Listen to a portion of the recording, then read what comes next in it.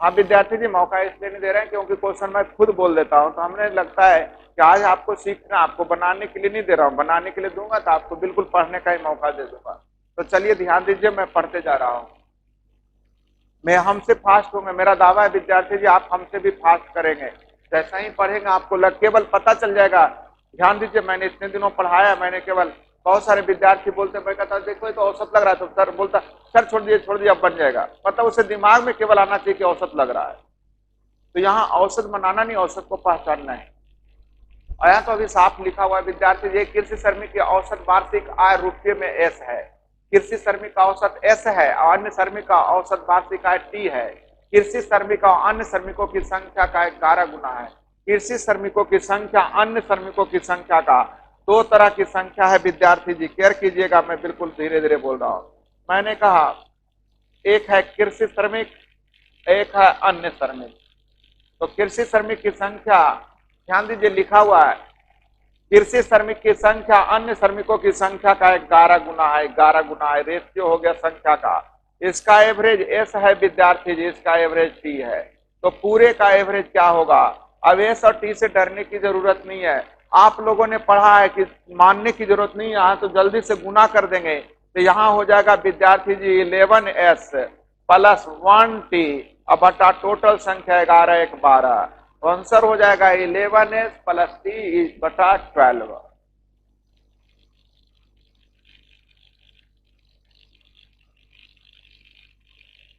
चलिए ऋचा जी, बिल्कुल बिल्कुल विदाउट पेन ही सही है, बिल्कुल विदाउट पेन ही चलना ही आपको, आप पे डिपेंड करता है, मैं तो सिर्फ समझा सकता हूँ। और ध्यान दीजिए, विश्वास, मैं एक बार फिर से आपको विश्वास दिलाना चाहता हूँ कि एक बार टेस्ट सीरीज ज्वाइन करके देख लीजिए और 3 4 महीने केवल करके देखिए मैथ कैसे आप लोग भगाते हैं। जो ना भी कहीं पढ़े हैं उसकी भी स्पीड आ जाती है। तो ध्यान दीजिए, प्रैक्टिस है, ध्यान रखिए, दो चीजें केयर करना पूरी लाइफ में, कोई भी, चाहे मैथ हो, रीजनिंग हो, इंग्लिश हो, कुछ भी, दो चीजें हैं। सबसे पहला चीज है प्रैक्टिस, और दूसरा चीज है प्रैक्टिस करें तो किस प्रकार करें। तो ध्यान दीजिए, जब आप रेशियो पढ़ रहे थे, रेशियो की जड़ होती कि ऐसा होता क्यों है, अगर ये समझ में आ जाए तो प्रैक्टिस थोड़ा सा भी करेंगे, थोड़ी भी मेहनत कर देंगे तो आपकी स्पीड आ जाती है। लेकिन ध्यान दीजिए, एक विद्यार्थी बहुत ज्यादा प्रैक्टिस करता है लेकिन उसे पता ही नहीं चलता क्यों। तो देखिए, एक विद्यार्थी जो है प्रतिशत लाभ का फॉर्मूला कहां से निकलता है वो समझ में आ गया, उसके बाद प्रैक्टिस करता है तो उसकी स्पीड बहुत जल्द आती है। एक है जो बेचारा रट जाता है कि प्रतिशत लाभ का यही फॉर्मूला होता है, हमारे गुरुदेव ने बताया है, ऐसा ही होता है, कर देंगे, हमारे गुरुदेव ने बताया है। तो उसे स्पीड लाने के लिए बहुत मेहनत करने की जरूरत होती है। तो सबसे पहले समझो अच्छी तरह से, उसके बाद प्रैक्टिस करो। तो चलिए मैं अगली क्वेश्चन की ओर बढ़ता हूं विद्यार्थी। नेक्स्ट क्वेश्चन,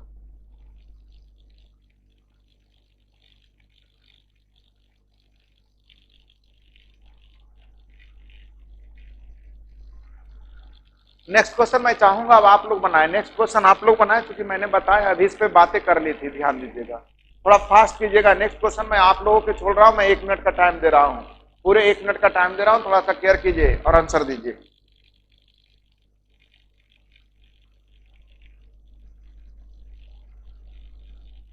नेक्स्ट क्वेश्चन विद्यार्थी जी मैं पढ़ देता हूं।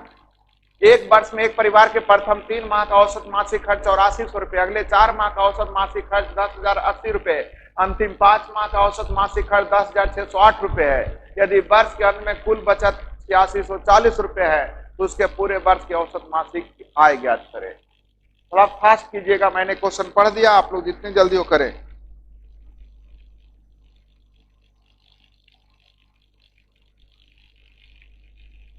चलिए सोनू कुमार जी, बहुत अच्छा, आपका आंसर आ गया 10,600, बहुत अच्छा,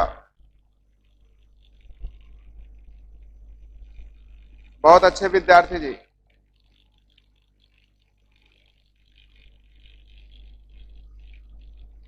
बस सोनू जी, सोनू जी केवल आंसर दिए हैं, बाकी सारे लोग कहाँ चले गए? आंसर दीजिए विद्यार्थी जी।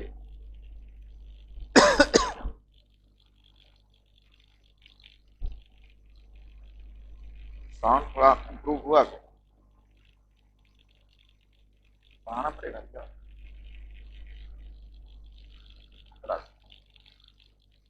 चलिए कुंदन राज जी ए आ गया, बहुत अच्छा कुंदन राज जी, आपका भी आंसर ए आ गया। अमृत कुमार यादव जी खगड़िया से ए आ गया, बहुत अच्छा। तो अब चलिए हमारी बातें कर लेते हैं, हम अपनी बातें कर लेते हैं। विद्यार्थी जी ध्यान, क्वेश्चन आप लोग देख ही लिए है, क्वेश्चन आप लोग देख ही लिए, तो जरा मैं अपनी बात कर लेता हूँ, केयर कीजिएगा।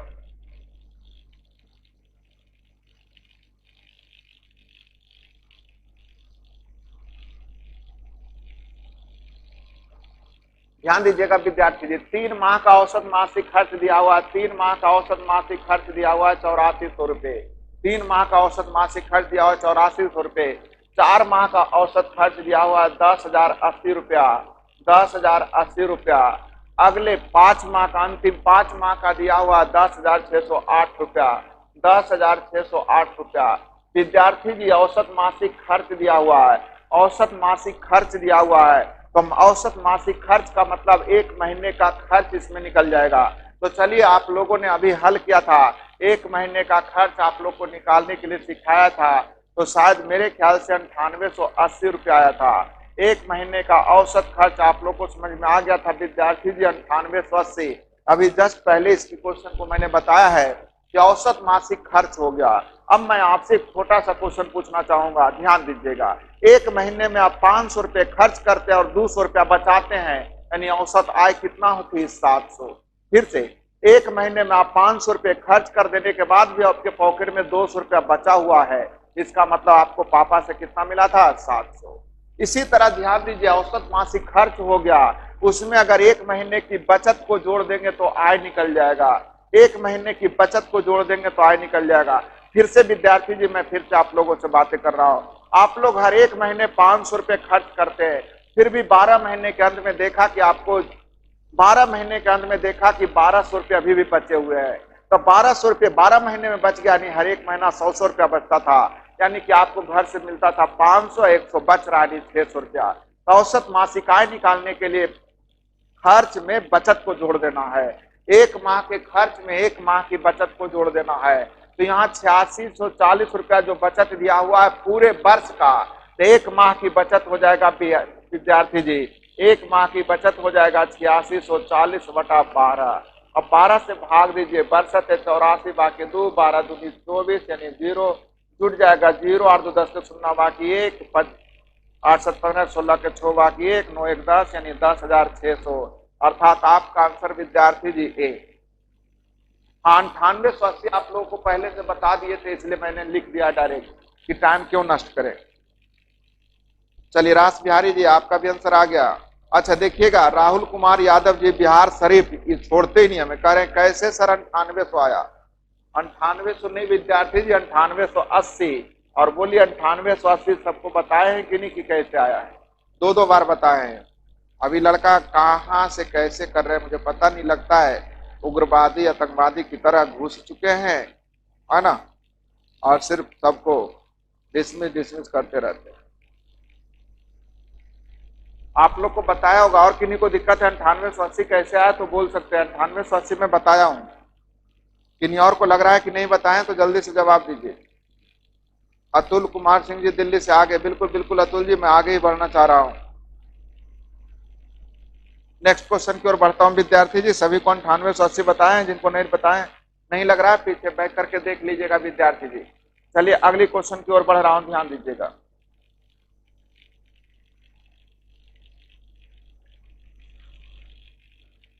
सीखिएगा विद्यार्थी, एक परिवार में दादा दादी माता पिता और 3 बच्चे हैं। दादा दादी की औसत आयु 67 है। दादा दादी का मतलब 2 मेंबर, औसत दिया हुआ 67 विद्यार्थी जी, 2 का दिया औसत 67।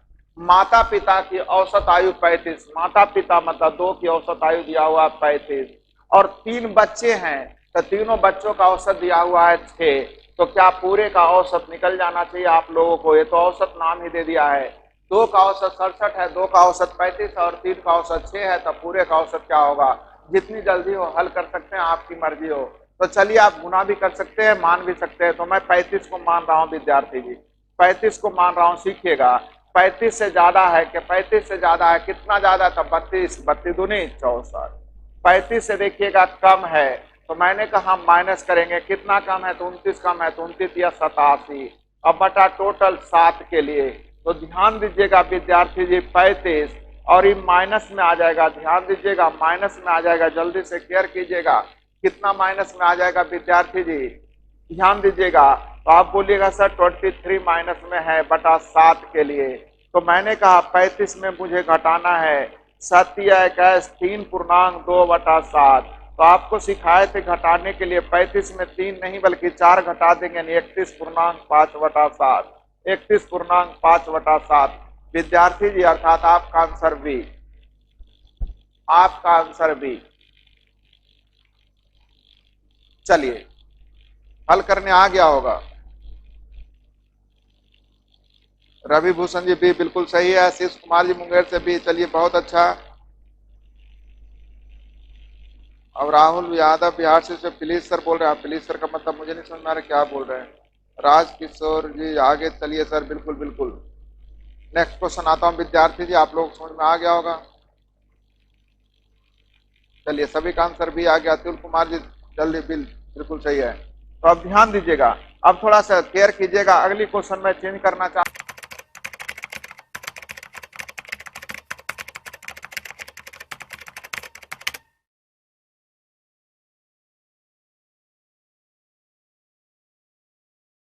विद्यार्थी जी। अगली क्वेश्चन अब हम परसेंटेज में एल कर रहे हैं। अब ध्यान दीजिए एवरेज का यूज प्रतिशत में कैसे करेंगे। एवरेज का यूज वहां तो अभी जितने भी पढ़े उसमें सब में एवरेज लिखा हुआ था।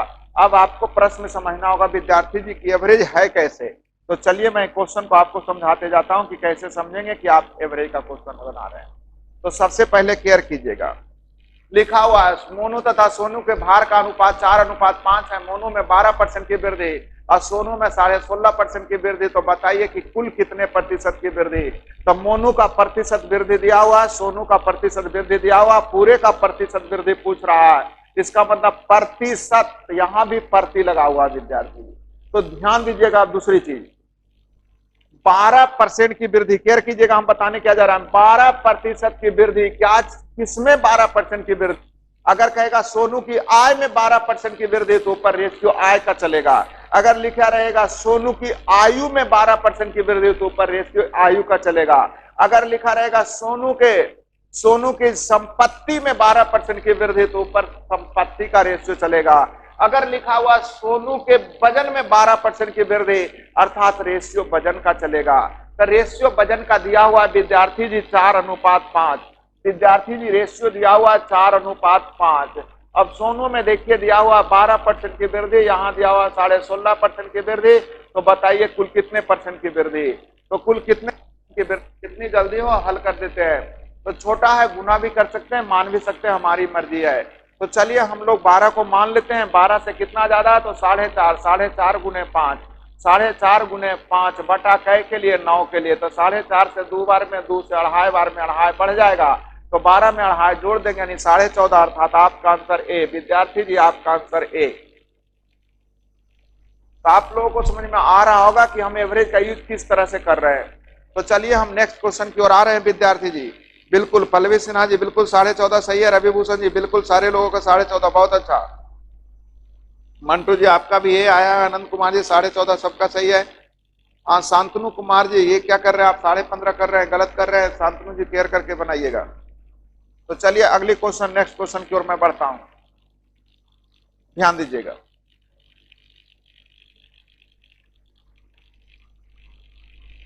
इस क्वेश्चन में मैंने कल भी सुधार किया था विद्यार्थी जी, लेकिन आज मैं फिर से बता रहा हूं, केयर कीजिए मैं कहना क्या चाह रहा हूं। साक्षरता, ध्यान दीजिएगा, लिखा हुआ है पुरुषों तथा स्त्रियों की साक्षरता। आप लोगों को कल मैंने सुधार करवाया था कि पुरुषों की साक्षरता 60% है और स्त्रियों की साक्षरता 72% है। तो साक्षरता का मतलब क्या होता है विद्यार्थी जी। मैंने कहा आपके गांव की साक्षरता 80% है, मतलब आपके गांव की जितनी भी जनसंख्या उसका 80% साक्षर है। आपके कस्बे का जो भी पॉपुलेशन है उसका 80-80% साक्षर है। तो साक्षरता जो होता है जनसंख्या का निकाला जाता है, साक्षरता जो होता है पॉपुलेशन का निकाला जाता है। तो ऊपर रेशियो पॉपुलेशन का होना चाहिए। तो देखिएगा पुरुष और स्त्री के पॉपुलेशन दिया हुआ है, जनसंख्या का पॉपुलेशन दिया हुआ है, सॉरी रेशियो दिया हुआ है 14:11। तो मैंने कह दिया यहाँ लिख दिया विद्यार्थी जी 14:11। पहले की साक्षरता दिया हुआ 60%, दूसरे की साक्षरता दिया हुआ है 72%। लेकिन मैंने कहा ये समझाने के लिए लिखा हूं विद्यार्थी जी, आपको ये क्वेश्चन सही समझ लेना होगा। अब चलिए किसी एक को मान लीजिएगा, तो 60 को मानिएगा, कितना ज्यादा है, 12 ज्यादा है, 12 गुने 11 132, अब बटा 25 के लिए भाग देने की तरीके सीखे मैं सिखाया था। 25 पचे 25 से 5 बाकी 7, 7 बटा 25 का मतलब सिखाए थे, 7 बटा 25 का मतलब सिखाए थे कि 7 को 4 से गुना कर दिए 7 चौ 28, यानी 5.28 बढ़ गया, तो 60 में 5.28 जोड़ दीजिएगा, अर्थात 65.28, 65.28 अर्थात आपका विद्यार्थी जी। तो आपको मैं आज सिखाने के लिए विशेष आया, यहाँ रेशियो जनसंख्या का क्यों ले लिए, रेशियो जनसंख्या का ही क्यों चाहिए, क्योंकि साक्षरता जनसंख्या का निकाला जाता है, साक्षरता जनसंख्या का निकाला जाता है।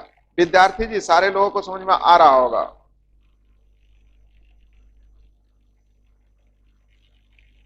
चलिए बहुत अच्छा, सारे लोग बहुत अच्छे लग रहे हैं। अगली क्वेश्चन की ओर बढ़ता हूं।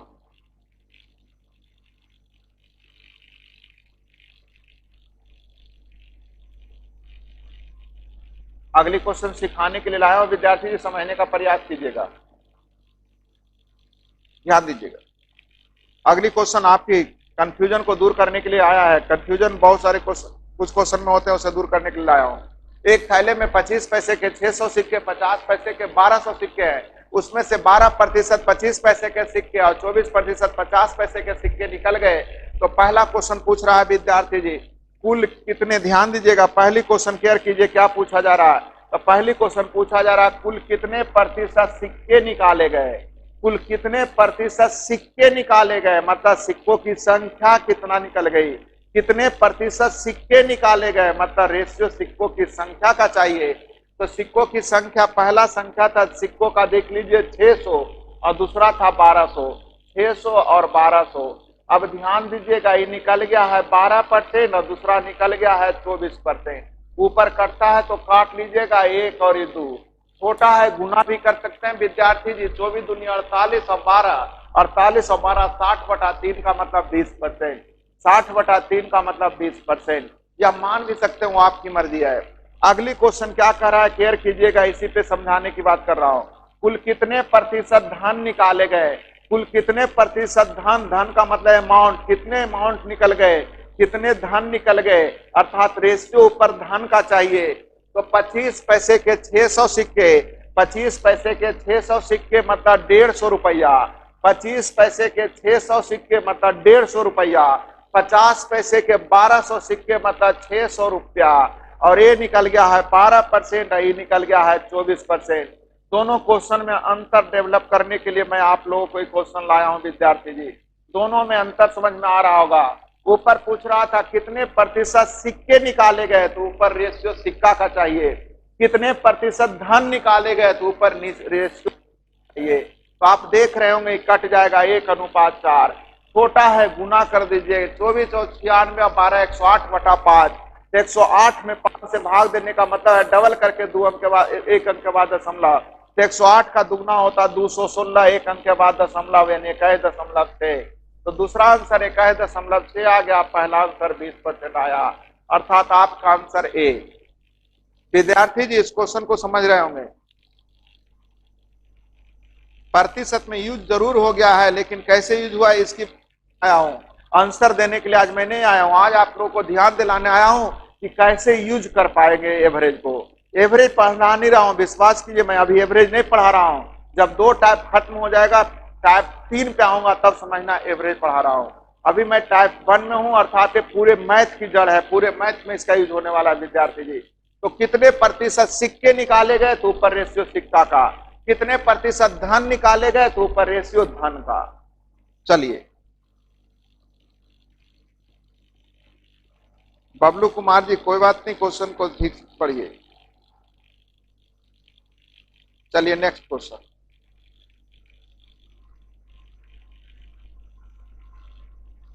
एक लड़का है बार बार फिर से लिखता है, उसे लगता है समझ में नहीं आता है क्या होता है।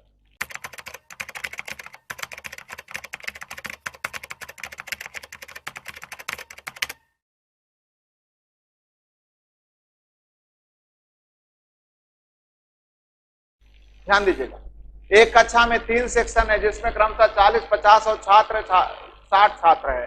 इसमें क्रमशः 10%, 20% और 10% उत्तीर्ण हो गए। उत्तीर्ण मतलब पास हो गए, तो आपकी कक्षा में जितने भी विद्यार्थी थे उसका 10% पास हो गया। इसका मतलब किसका परसेंट निकला? विद्यार्थी का।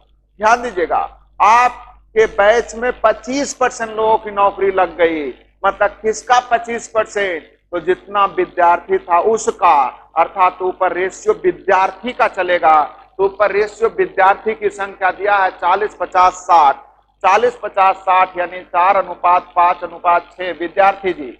अब ध्यान दीजिएगा, इनमें क्रमशः 10%, 20% और 10% पास किए हैं। ध्यान दीजिएगा, 10%, 20% और 10% है, तो पूरे का एवरेज चाहिए विद्यार्थी जी, केयर कीजिएगा। आप लोग 10 को ही मान लीजिए, आप लोग 10 को ही मान लीजिए, तो 10 से देखिए 10 ज्यादा नहीं, 10 बचे 50 और ये तो 10 ही है, इसलिए कोई दिक्कत नहीं। बटा 4 10 5 15, तो केयर कीजिए, 5 दें कि 50, 5 किया 15, 10/3 का मतलब 3.1/3 यानी 3.33 यानी 13.33, अर्थात आपका आंसर बी 13.33, अर्थात आपका आंसर आगे होगा विद्यार्थी। तो चलिए मैं इस पे एक छोटा सा और बात करना चाहता हूं, कभी कला काम देगा।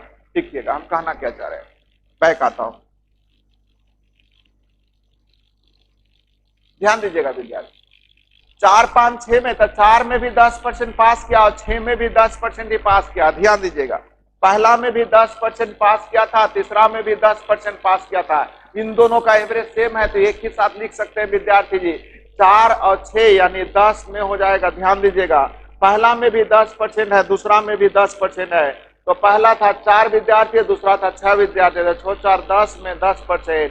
और ध्यान दीजिएगा 5 में है आप लोगों का 20%। अब ध्यान दीजिएगा, आप लोग कटता है तो काट लीजिए, अर्थात 2:1।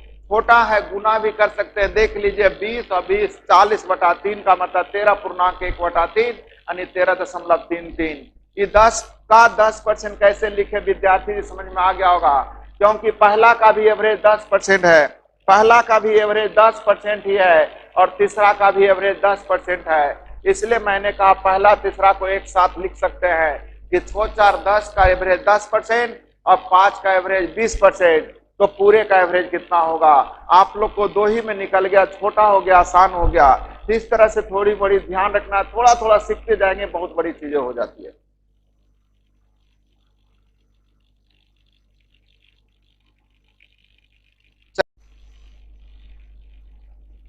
एक परीक्षा में 900 विद्यार्थी, 900 लड़की, 1100 लड़के हैं, 40% लड़के और 50% लड़के उत्तीर्ण हुए। तो ध्यान दीजिए, अभी भी फिर बात कर रहा हूं, उत्तीर्ण हुए तो उत्तीर्ण किसका होता है? संख्या का।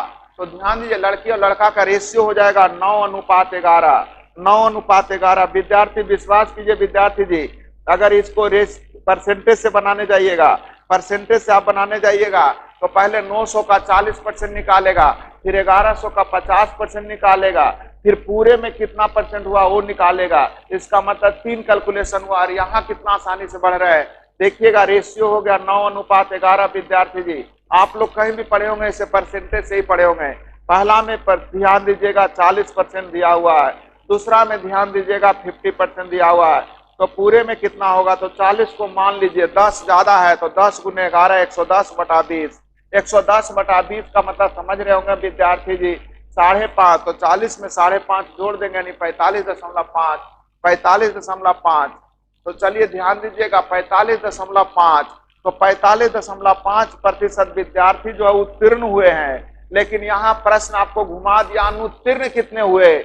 तो कोई बंदा बोल देगा कि 20% पास हुए, इसका मतलब 80% फेल हुए। 10% पास हुआ, इसका मतलब 90% फेल हुआ। 25% पास हुआ, इसका मतलब 75% फेल हुआ। तो 44.5% पास हुआ, यानी ध्यान दीजिएगा 54.5% फेल हुआ। 100 में घटा दीजिएगा, या डायरेक्ट यहां भी लिख सकते हैं विद्यार्थी जी, क्योंकि आप लोगों का उत्तीर्ण का अनुत्तीर्ण का पूछ रहा है, फेल का पूछ रहा है। तो 40% पास है, इसका मतलब 60% फेल है, 60% फेल है। 50% पास है, इसका मतलब 50% फेल है। तो चलिए अब 50 को मान लेते हैं। 50 से कितना ज्यादा है? 10 ज्यादा है, तो 10 × 90 और बटा 20, अर्थात 4.5 और जोड़ देंगे तो 50 में 4.5 जोड़ देंगे, यानी 54.5, अर्थात आपका आंसर सी विद्यार्थी जी। चलिए नेक्स्ट क्वेश्चन की ओर आता हूं विद्यार्थी जी। शायद आज झुकनी ना बढ़ रहा होगा, नींद नहीं आ रही होगी। नेक्स्ट सीखिएगा।